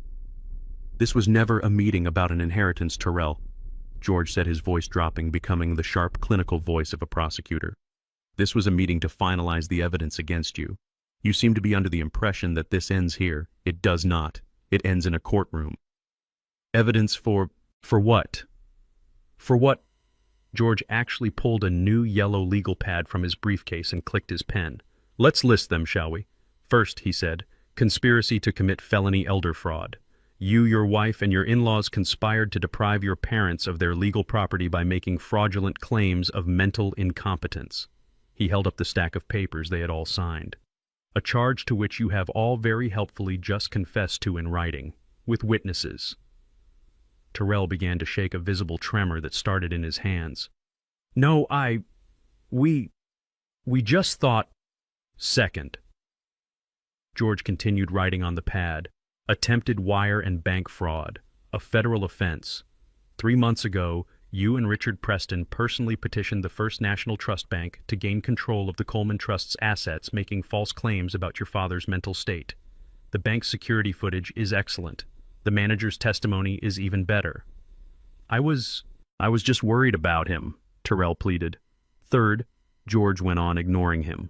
Forgery, attempting to access bank funds using what you believe to be your father's authority. And finally, my personal favorite, felony elder abuse. You intentionally and systematically inflicted profound emotional and mental distress on your parents, both citizens over the age of 65, for the explicit purpose of financial gain, in this state that carries a mandatory minimum prison sentence. The word hung in the air. Prison. Terrell's face went from pale to a sickly greenish white. He wasn't crying anymore. He looked like he was going to be sick. Jail, he whispered, his voice cracking. You're talking about jail. I'm talking about prison, Terrell. George said, his voice like ice. Men like Richard Preston, white-collar criminals, they get prison. But men like you who gamble away $750,000 and then try to defraud their elderly parents to cover it up, judges are not kind to men like you. Terrell's legs buckled and he collapsed back into the nearest chair. He didn't look at George. He didn't look at Diane. He turned his wide, terrified, pleading eyes to me. Dad, he choked out. Dad, please. You wouldn't. He stumbled out of the chair and fell to his knees in front of me. He grabbed the legs of my new suit. Dad, please, you wouldn't send your son to prison. You wouldn't do that. It was Heather. It was her parents. They put those ideas in my head. They told me it was normal. I was desperate. I love you, Dad. I've always loved you. Please don't do this. I looked down at the 38-year-old man sobbing at my feet. You love me, I repeated. The words felt like gravel in my mouth. You tried to have me declared insane and locked away in a nursing home, Terrell. Is that what love looks like to you? You stood in my kitchen in my house and you told me I should just accept being moved to the basement. I didn't, he sobbed. I was scared. You were greedy, I said. And now you are pathetic. You ask me if I would send my son to prison. Let me ask you, would a son try to send his father to a mental asylum? You already have my answer. You gave it to me yourself last night. I looked at George. George, is there a way for him to avoid this? Terrell looked up, his face slick with tears, a new desperate hope flooding his eyes. Yes, George said. As I told Mr. Coleman before this meeting, he is, conditionally, merciful. He is willing to instruct my office not to forward this entire beautiful airtight file to the district attorney's office. Anything, Terrell cried, still on his knees. I'll do anything, Dad. I swear, anything. On one, George said, very specific set of conditions. They are absolute. They are non-negotiable. Do you understand? Terrell nodded frantically. Yes, just tell me. First, George said, you will sign the full and detailed confession of your actions which my team has already prepared based on the document you signed earlier. Second, you will sign the divorce papers we are drafting right now, citing irreconcilable differences and waiving all claims to any community property present or future. Third, you will agree to a permanent 500-mile restraining order against Heather Preston and her parents. We must ensure you are never again under their toxic influence. Yes, I'll do it, Terrell said, nodding, grabbing at the chance. Is that it? I'll sign it all. I'll do it right now. And fourth, George said, his voice dropping, the most important condition, the one that Mr. Coleman, your father, designed himself. The heavy glass door clicked shut, plunging the room into a sudden, thick silence. The echoes of Heather's screaming and Richard's threats seemed to be sucked out of the room, leaving a vacuum. They were all gone. The Prestons with their fake wealth and real cruelty. Heather with her venom and her ambition. They had vanished like a bad dream. The only one left was Terrell. He hadn't left. He couldn't. He was a heap on the floor by the conference room door, a 38-year-old man in a rumpled suit sobbing into his hands. He was a man who had just lost his wife, his in-laws, his house, and a $35 million fortune, all in the span of 15 minutes. He was completely, utterly, and finally alone. Diane let out a long, shaky breath and sat down heavily in her chair. Monique, my niece, moved quietly to stand behind her, placing a comforting hand on her shoulder. George Patterson. My lawyer showed no emotion at all. He walked calmly back to the head of the table. He picked up the signed 10-page care and property transfer agreement, the confession, and tapped it neatly against the table. He placed it carefully into a new, unmarked folder. Tyrell didn't move. He just knelt on the expensive rug, his shoulders shaking with these awful, gasping, choked sobs. They were the sounds of a child who finally understands far too late that he is in terrible, irreversible trouble. I wanted to feel something. Pity, anger, anything. But I just felt empty. I felt a vast, aching sadness for the boy I had raised and the man he had failed to become. I let him cry for a long, heavy minute. He needed to feel the absolute bottom of the pit he had dug for himself. Finally, George cleared his throat. "Mr. Coleman." Tyrell flinched at the formal name. He slowly, painfully pushed himself up from the floor. His face was a wreck, red and swollen, his suit stained with his own tears. He looked at George, his eyes wild with terror. "Please," Tyrell whispered. His voice was hoarse. Just let me go. I'll leave. I'll go to a motel. I won't bother you again. I have nothing. It's over." George Patterson stared at him, his face impassive. "You are mistaken, Mr. Coleman. You still have a great many things." Tyrell looked confused. "What?" "You have criminal liabilities," George stated. Tyrell's head snapped up. What are you talking about? It's over. It's a family matter, an inheritance thing. You won. You took it all." "This was never a meeting about an inheritance, Tyrell," George said, his voice dropping, becoming the sharp, clinical voice of a prosecutor. "This was a meeting to finalize the evidence against you. You seem to be under the impression that this ends here. It does not. It ends in a courtroom." "Evidence for what?" "For what?" George actually pulled a new yellow legal pad from his briefcase and clicked his pen. "Let's list them, shall we?" "First," he said, "conspiracy to commit felony elder fraud. You, your wife, and your in-laws conspired to deprive your parents of their legal property by making fraudulent claims of mental incompetence." He held up the stack of papers they had all signed. "A charge to which you have all very helpfully just confessed to in writing, with witnesses." Tyrell began to shake a visible tremor that started in his hands. "No, we just thought." "Second," George continued writing on the pad, "attempted wire and bank fraud, a federal offense. 3 months ago, you and Richard Preston personally petitioned the First National Trust Bank to gain control of the Coleman Trust's assets, making false claims about your father's mental state. The bank's security footage is excellent. The manager's testimony is even better." I was just worried about him," Tyrell pleaded. "Third," George went on, ignoring him, "forgery, attempting to access bank funds using what you believe to be your father's authority. And finally, my personal favorite, felony elder abuse. You intentionally and systematically inflicted profound emotional and mental distress on your parents, both citizens over the age of 65, for the explicit purpose of financial gain. In this state that carries a mandatory minimum prison sentence." The word hung in the air. Prison. Tyrell's face went from pale to a sickly greenish white. He wasn't crying anymore. He looked like he was going to be sick. "Jail," he whispered, his voice cracking. You're talking about jail." "I'm talking about prison, Tyrell," George said, his voice like ice. "Men like Richard Preston, white-collar criminals, they get prison. But men like you, who gamble away $750,000 and then try to defraud their elderly parents to cover it up, judges are not kind to men like you." Tyrell's legs buckled and he collapsed back into the nearest chair. He didn't look at George. He didn't look at Diane. He turned his wide, terrified, pleading eyes to me. "Dad," he choked out.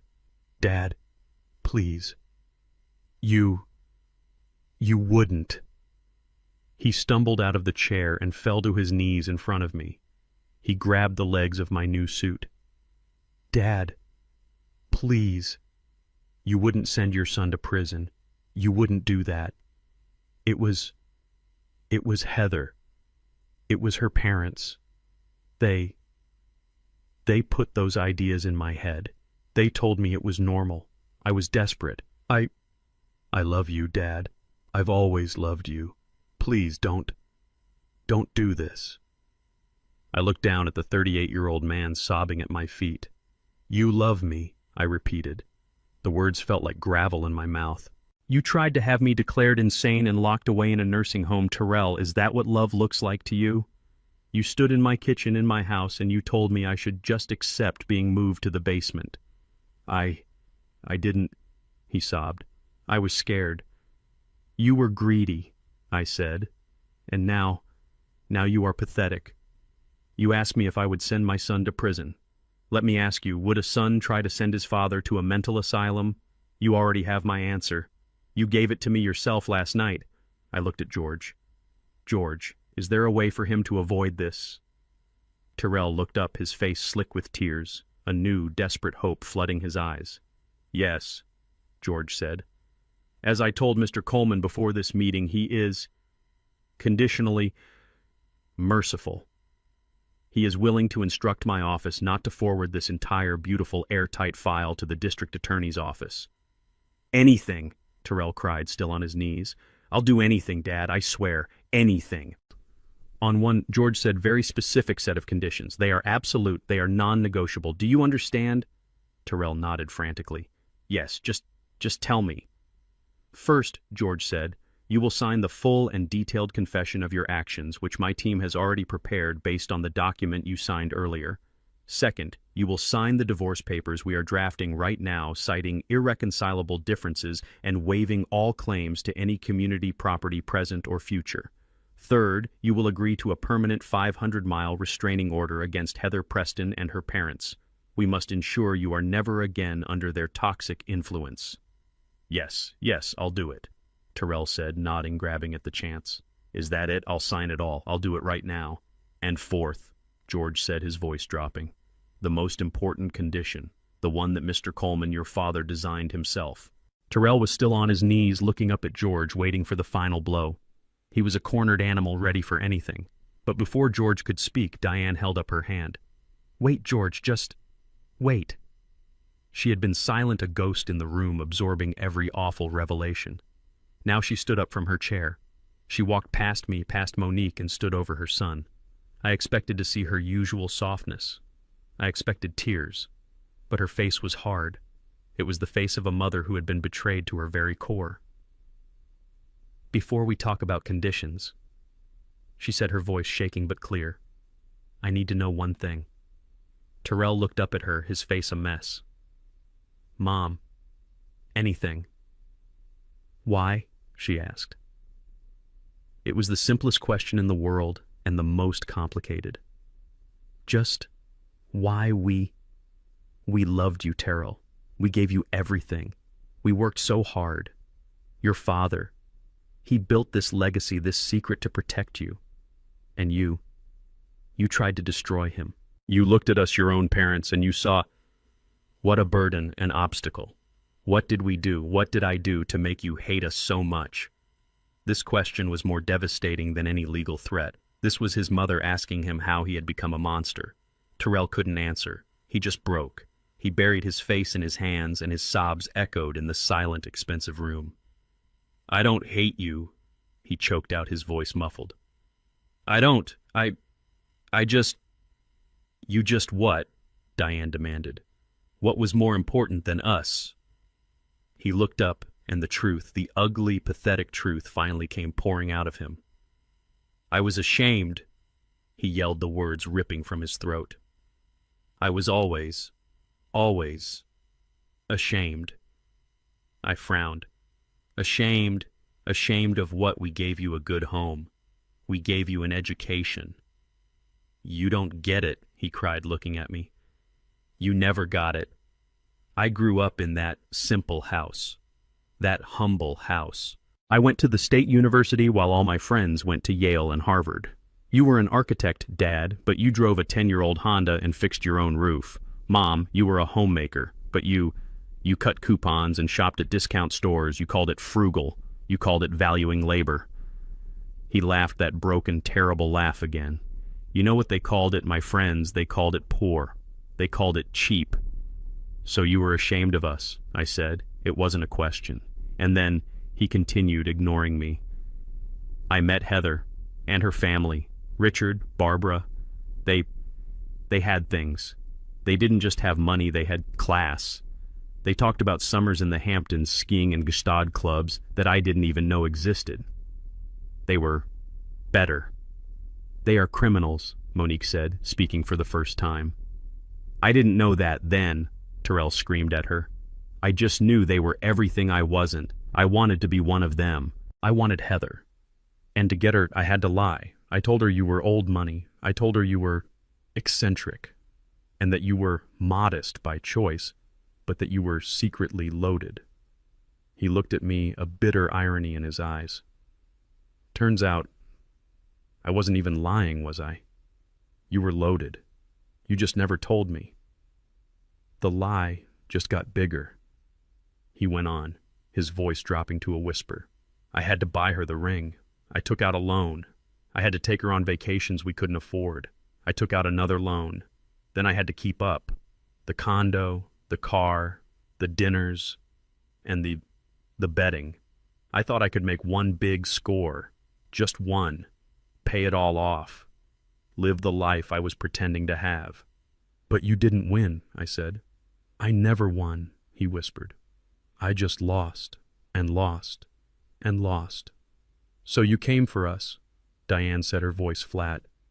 When your lies ran out, you came for us. Terrell nodded, his shoulders slumping in total defeat. Heather's parents were coming to town. They wanted to see the estate. They wanted to meet the eccentric parents. I was trapped. I knew the moment they saw the house, the moment they met you. The jig was up. They would see you just as you were. Simple. And you couldn't have that, I said. No, I couldn't. So the plan to declare me incompetent, it was Richard's idea, he said, grabbing at the excuse. He said it was a standard high net worth move, that it was estate planning to protect the assets from erratic decisions. I went along with it. I thought, if I could just get control of the money, I could fix everything before you even knew it was gone. And when that failed, I pressed. What was the plan last night, Terrell? He wouldn't look at me. He looked at the floor. Tell me. It was desperation, he mumbled. Heather and her parents. They said we had to take control, that you were an obstacle, a burden. They said if we moved in, took charge, showed you that we were the ones in control, you would just give up. Give up, Diane repeated, horrified. You were trying to break our spirits. We were going to sell the house, he admitted. Use the money to pay off the immediate debts. Move you and Dad into a nice facility, a really high-end one. We thought you'd be happier there, with people your own age. A facility, I said. You were going to sell our home, the home I built, and use the money to pay your gambling debts, all while locking us away in a nursing home. He stammered. You were ashamed of us, Terrell. I said, the final cold truth settling over us. You were ashamed of our simple life. So you decided to steal it, sell it for parts, and throw us away, all to impress a family of thieves and frauds. He had no answer. He just knelt there, the full, ugly, pathetic truth of his life exposed. He was a weak man, a gambler, and a liar who had tried to destroy his own parents out of shame. Terrell's confession hung in the air, thick and toxic. He was still kneeling on the floor, a broken 38-year-old man who had just admitted to throwing his entire life away because he was ashamed of us. He was ashamed of our love. Diane, who had been standing over him rigid with a mother's pain, slowly raised her right hand. I saw it coming, but I did nothing to stop it. The sound of her palm connecting with his cheek echoed in the high-ceilinged room. It was not a gentle tap. It was a hard, sharp slap that snapped Terrell's head to the side. That, she said, her voice trembling with a fury I had never heard from her in 45 years. That is for making me cry. That is for the terror you put us through. That is for standing in my kitchen and planning to throw your father and me into the basement. Terrell didn't even flinch. He just stayed there, his head bowed, the red mark blooming on his cheek. I thought that was it. I thought that was her final judgment. But then she did something that shattered my own resolve. She let out a great, shuddering sob, and she knelt on the floor in front of him. She pulled his head to her chest and wrapped her arms around him, holding him as he sobbed. "And this," she cried, her tears falling into his hair. This is because you are still my son. You are my son. And you are a fool. A terrible, terrible fool. But you are still my son." Terrell's composure, the last of his pathetic defenses, completely shattered. He howled. It was a sound of pure, bottomless grief. He clung to his mother, his face buried in her shoulder, and they knelt there together, two halves of a broken heart, crying for the family that he had just destroyed. Monique turned her back, walking to the window to give them a moment of privacy. George looked at me, his face impassive, but his eyes said, "What now, Louis?" I let them cry for a full minute. I let the poison out. But this was not the end. This was the beginning of the consequences. I walked over to them. "Diane?" I said, my voice firm but not unkind. "That's enough." I placed my hand on her shoulder. She looked up at me, her face a mask of tears. "George, Monique," I said, "please give us a moment. My wife, my son, and me." George nodded. He and Monique quickly and quietly left the conference room, closing the heavy door behind them, leaving the three of us alone. I looked at Terrell, who was still kneeling, and at Diane, who was sitting on the floor beside him. "Get up, Terrell," I commanded. He sniffled, wiping his nose on the sleeve of his expensive rumpled suit. He looked like a disobedient child. "Dad, Get up." He slowly, painfully pushed himself to his feet. He stood before me, his head bowed, his shoulders slumped. "You have two paths," I said, my voice cold and hard. "I need you to listen very carefully. George and I have prepared a file. It contains the bank records, the testimony from the bank manager, the audio recordings of your Plan B conversation, and the signed confession that you and your criminal in-laws just gave us. It is enough to send you, Heather, and both her parents to prison for a very long time. That is path A. You and I and your mother never speak again." Terrell's eyes widened in raw terror. "Dad, no, you said there were conditions." "I did," I said.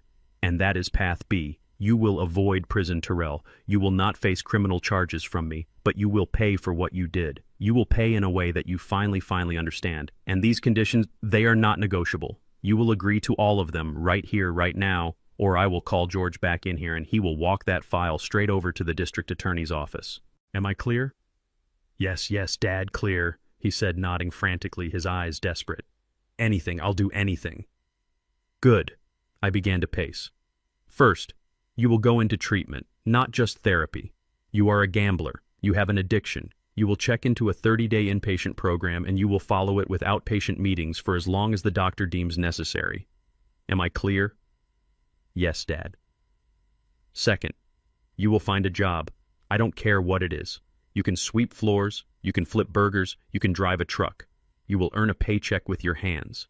And with that paycheck, you will begin to pay back the $750,000 you owe, not to me, to the trust. You will pay it back with interest. You will not receive one single penny from me or from your mother or from the trust. Your inheritance is gone. Forever. Am I clear?" He swallowed hard.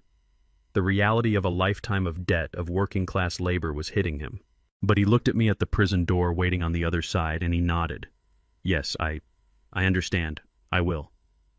Third, the Prestons. Heather. Her entire family. You are done with them. George is drafting the divorce papers as we speak. You will sign them. You will file a permanent 500-mile restraining order against all three of them. You will never see them, speak to them, or contact them in any way for the rest of your life. They are poison, Terrell. They poisoned you, and you let them. That ends today. Am I clear?" He didn't hesitate. "Yes, clear. It's over. I know." "Good," I said. I stopped pacing and stood in front of him. "And fourth, you will accept your punishment." Terrell looked at me, his eyes full of fear. Punishment, I thought. The job, the debt, that's not punishment, son. That's just being a responsible adult. That's just cleaning up your own mess.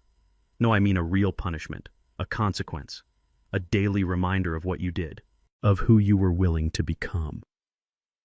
What is it?" he whispered. I let the silence sit for a moment. I looked at Diane. She nodded at me, her face still stained with tears, but her eyes were firm. She was with me. "You're going to come home," I said. Terrell's face flooded with a relief so profound he almost collapsed. "Home. Oh, Dad, thank you. Thank you." "Don't thank me yet," I cut him off. "You are not coming home as our son. You are coming home as our tenant. Monique is the new owner of the property. She will be your landlady." "I can pay rent," he stammered. "With my new job." "Oh, you'll pay rent," I said, "but not in money. You'll pay it in sweat. You are going to live in the basement." His face froze. "The basement. The guest room. The one in the basement. The one you and your wife so generously selected for me and your mother. That will be your new home. It's comfortable. It's convenient. It's close to the laundry room. And as you so rightly pointed out, one person doesn't really need all that much space. You will live there. And in exchange for rent, you will be the property's live-in handyman. You will fix the roof, Terrell. You'll unclog the drains. You will paint the fences. You will cut the grass. You will learn with your own hands what it takes to maintain the very house you were so ready to steal and sell. You will do that every day until you have paid your debt not just to the trust, but to this family. Do you accept these conditions?" He stared at me, the full weight of his humiliation, his fall from grace crashing down on him. He had gone from a $35 million heir to a broke, divorced gambler sentenced to live in his parents' basement as a handyman. It was as I had intended, a fate worse than prison. It was justice. He looked at his mother. He looked at me. And he gave a single, slow, defeated nod. "Yes, Dad," he whispered. "I accept." 1 month later, the house at 124 Willow Creek was no longer the same. It was lighter. The oppressive, suffocating tension that had defined our lives for the past few years was gone, replaced by something I hadn't realized. I'd missed the sounds of a normal, happy home. Monique and her husband David, a kind and steady man who worked as a high school physics teacher, had moved in 2 weeks after that day at George's office. They took the 2 guest rooms on the 2nd floor. Monique, it turned out, was 6 months pregnant, a fact she had been afraid to share with anyone in the midst of the family chaos. The moment Diane found out, she transformed. The haunted, betrayed woman who had walked out of George's office disappeared, and the mother I had married returned. Her grief over Terrell's betrayal was channeled into a new, fierce purpose, preparing for her grandnephew. The house, which had been silent for so long, was now filled with the sounds of Diane and Monique laughing in the kitchen, arguing over paint swatches for the nursery, and baking. God, I had missed the smell of Diane's baking. She hadn't baked for pleasure in years. Now the house constantly smelled of cinnamon vanilla and apple pie.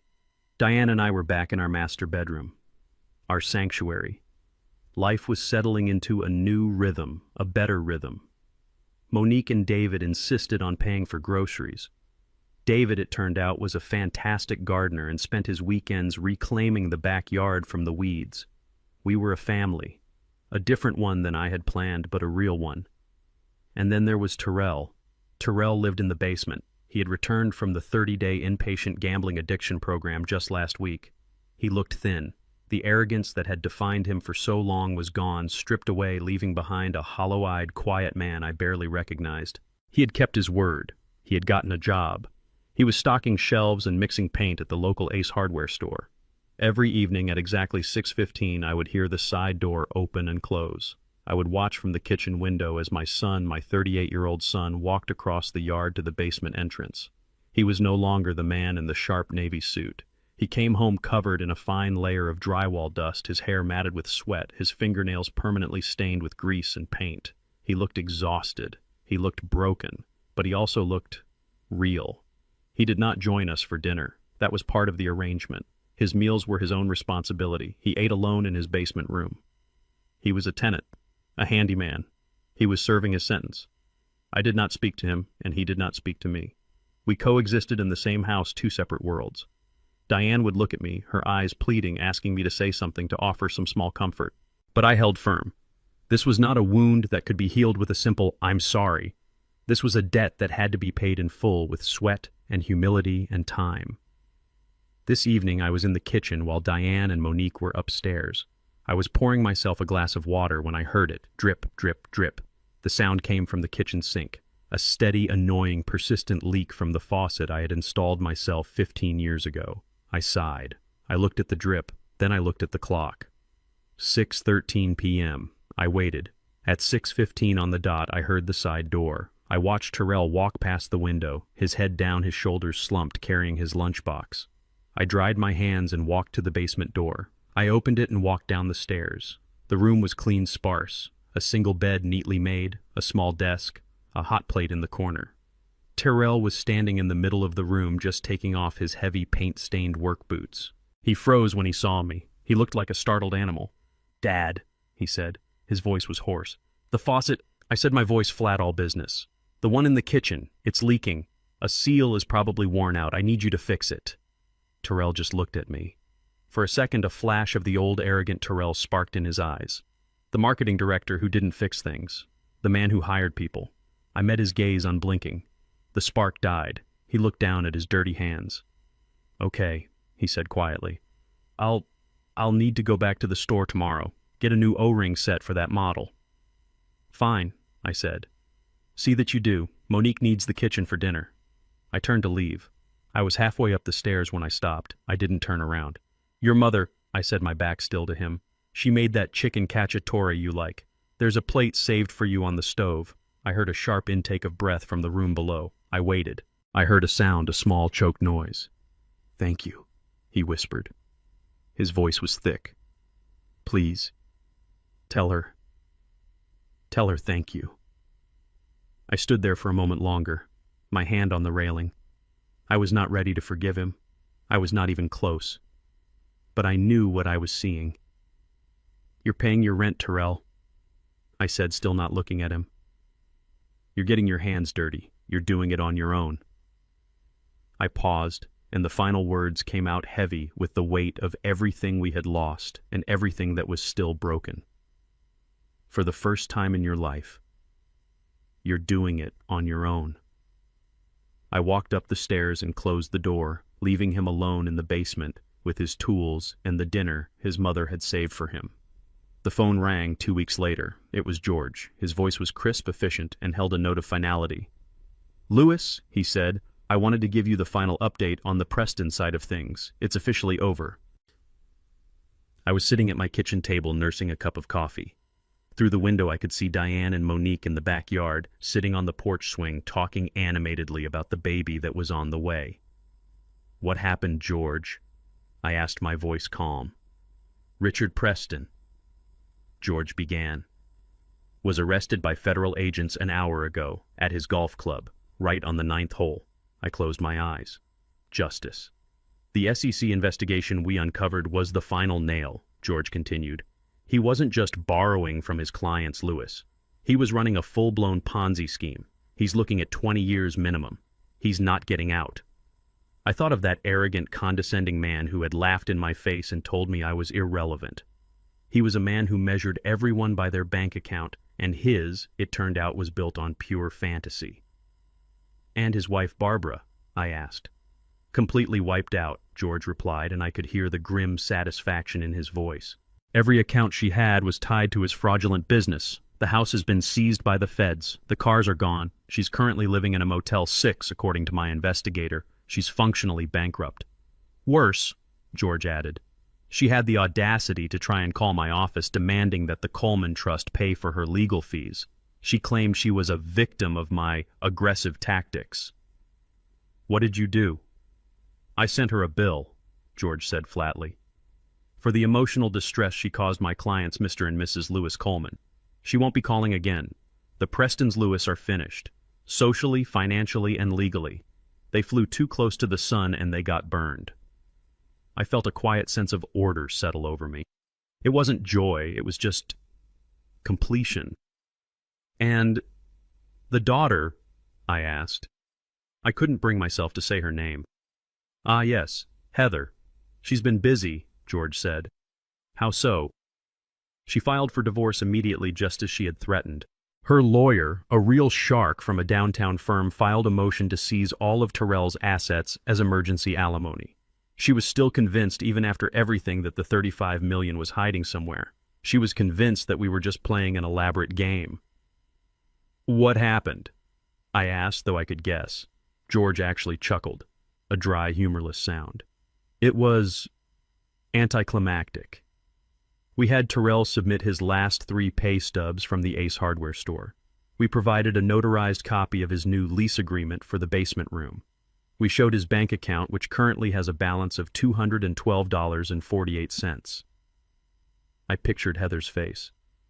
Her lawyer, George said with deep satisfaction, quit the case this morning. He cited non-payment of services. It seems Heather couldn't afford her own shark. She has no job, no skills, and her parents' credit cards are now just useless pieces of plastic. She gets nothing. So she's left with nothing.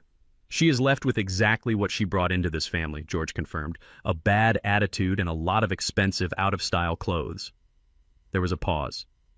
Don't feel too sorry for her, though, George added. My investigator did one last follow-up purely out of professional curiosity. She's already back on the market. She was spotted last night at a gala at the art museum trying to talk to a 90-year-old oil baron. She's hunting for her next victim. I shook my head, a small bitter smile playing on my lips. Some people never learn, George. No, Louis, he replied. They don't, but we do. And Terrell is learning. That, I think, is what matters. His words hung in the air.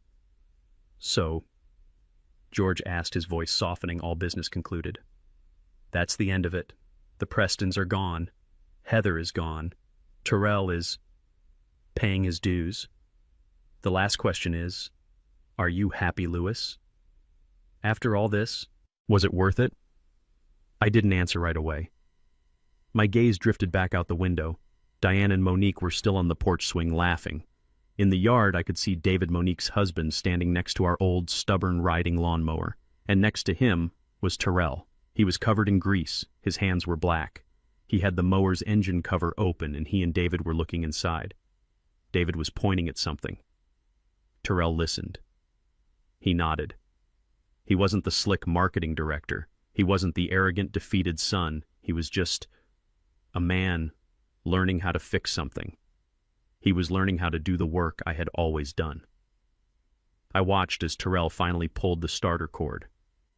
The engine sputtered, choked, and then roared to life. He got on the seat, put it in gear, and slowly, carefully cut the first straight line across the grass. I turned back to the phone. Happy is a complicated word, George, I said. I'm not happy that my son is a broken man. I'm not happy that I had to destroy his life in order to save it. But, George prompted gently. But, I said, my voice thick. I look out my window and I see my wife smiling for the first time in years. I see my niece, who is more of a daughter to me than my son ever was, safe and secure in my home. I hear laughter here again. I watch Terrell make another pass on the mower, his face set in concentration. And I see a man out there on the lawn. I finished. A man who might one day be worth something. I'm not happy, George, but I'm at peace. And for the first time in a very long time, I'm getting there. I'm getting closer. Thanks to you. That's all I needed to hear, Louis. Take care of that family. I will, I said. The real one. I hung up the phone. 6 months had passed since the day in George's office. 6 months since the old toxic order of my family had shattered. Winter had come and gone, and now a cool spring evening was settling over the house. Sunday dinner at 124 Willow Creek had once been a performance. A tense, quiet affair where Diane and I tried to pretend and Terrell and Heather pretended right back, all of us choking on unspoken resentments and lies. But this was different. The table was set for 5. The air in the dining room wasn't heavy. It was light. It smelled like Diane's roasted chicken and the lemon pound cake Monique had baked. David, Monique's husband, was telling a funny story about a student in his physics class who tried to argue that gravity was optional. Diane was laughing, a real deep laugh that I hadn't heard in years. She and Monique were sitting close together. Monique was 8 months pregnant now, glowing and full of life, and Diane fussed over her constantly, her grief over Terrell's betrayal channeled into this new, fierce purpose. I'm telling you, Diane Gray is too sophisticated, Monique said, pointing with her fork. Nonsense, Diane countered, her eyes sparkling. Gray is calming. We can add accents. Yellow ducks. It will be beautiful. We don't want the baby to be overstimulated, do we? They looked happy. My wife, who had been a ghost in her own home, was alive again. She had a purpose. She was going to be a grandmother in all but blood. And at the far end of the table, sitting in the chair that Richard Preston had once tried to claim, was Tyrell. He was quiet. He ate his food, his eyes on his plate. He had been living in the basement for 6 months, working at the hardware store for 5. He looked different. The arrogance that had defined him for so long was gone, stripped away, leaving behind a hollow-eyed, quiet man. His hands told the story. They were no longer the soft hands of a marketing director. They were rough. The knuckles were calloused, the fingernails clean but permanently stained around the edges. They were the hands of a man who worked. He didn't join us for dinner every night.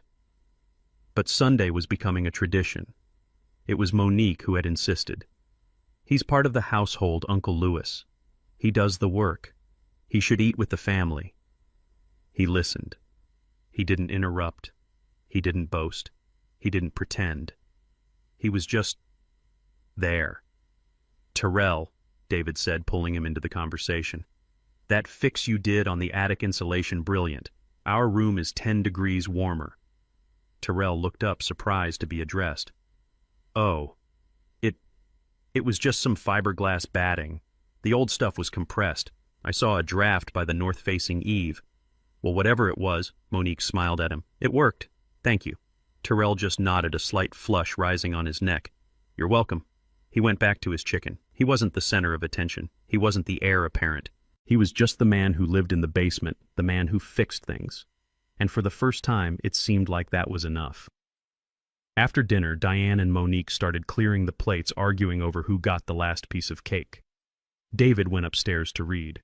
I did what I always do. I went to the front porch. The air was cool, crisp, the smell of spring azaleas.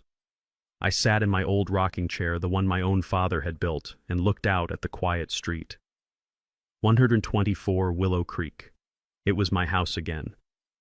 I heard the screen door creak open and close behind me. It was Tyrell. He stood awkwardly by the door for a moment, his hands twisting in the pockets of his clean jeans. He looked nervous. Dad, he said.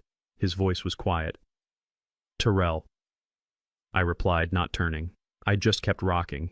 He walked over and stood in front of me, blocking my view of the street. He looked smaller, not diminished, just human. Can I talk to you for a minute? I'm listening. He took a deep breath. His rough hands were shaking slightly as he pulled them from his pockets. In his right hand he held 2 envelopes. They were standard white business envelopes, slightly crumpled. This is the first one, he said, holding out the first envelope. It was thick. It's the rent for the basement room. I'm 2 days late. I'm sorry, my paycheck didn't clear until this afternoon. I looked at him. I looked at the envelope. His rent, as I had stipulated, was his labor, his work on the house. This was something else. What is this? I asked. Monique and David, they're having a baby, he stammered, not meeting my eyes. The work I do, it's fine for the house, but they need money. For diapers, for things. It's my paycheck from the hardware store, all of it. For this month. It's $512. Please. Tell Monique it's for the baby. I held the envelope. $500. The man who gambled away $500,000 was now handing over his entire hard-earned paycheck. All right, I said, placing it on the small table beside me. I'll give it to her. And, he said, his voice dropping, he held out the second envelope. This one was thin. This is the other thing. I took it. It was lighter. It's not much, he said, his voice full of a shame that was different from before. This wasn't the shame of being poor. This was the shame of being a debtor. It's $100. It's all I could save after the rent. But it's the first one. I frowned. The first payment, he said, finally meeting my eyes. For the $750,000, I know it's just a drop. I know it will take forever, but it's a start. $100. I'll have another 100 next month, maybe more if I get overtime.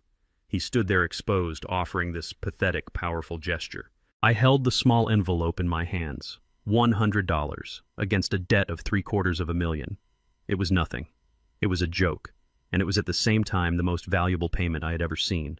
I looked at the envelope, then I looked up at my son. "You're right," I said, my voice thick. "It's not much. At this rate, it will take you more than 600 years to pay this off, Tyrell." He flinched, but he didn't look away. He didn't make an excuse. He just stood there and took the truth. "I know, sir," he whispered. I slowly, deliberately put the envelope with the $100 into the breast pocket of my shirt right over my heart. "All right," I said, patting the pocket. "One payment down, a lot more to go."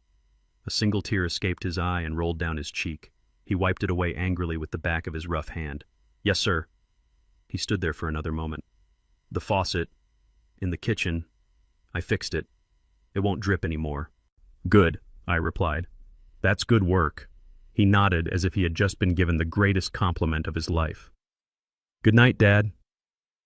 "Good night, son." He turned and walked back to the basement door, his shoulders straight.